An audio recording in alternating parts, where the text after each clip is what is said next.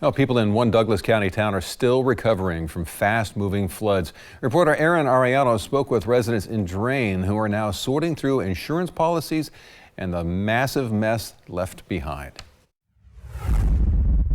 You know, the reaction early on is, where was this? What happened? We didn't get enough notice. I think we're starting to learn a little bit more about that right now. Jeff Davis has lived in this area for more than 20 years. He says compared to the 1996 floods, these waters were moving quick.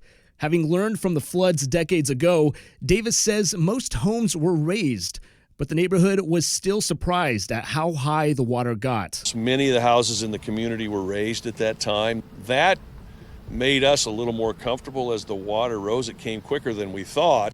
Keegan Mast grew up in Drain. He shot these viral photos of the March 16th floods. I've definitely never seen it up as high as this past weekend. That's by far the worst flooding I've seen in my 20 years of living here. Division Avenue and Gardner Avenue were some of the streets that saw most water that came from this nearby creek.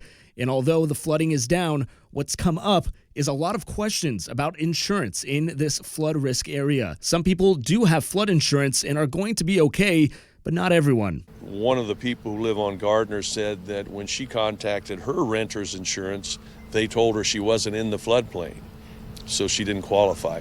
So I don't want to give insurance companies a bad name, but sometimes it feels when you're on this end, they're not very helpful. From what he understands is neighbors lost more sentimental items than high dollar items. Regardless, a lot of lessons learned from this quick moving flood. People definitely weren't expecting it, even though we were supposed to get a good 5 inches of rain that weekend.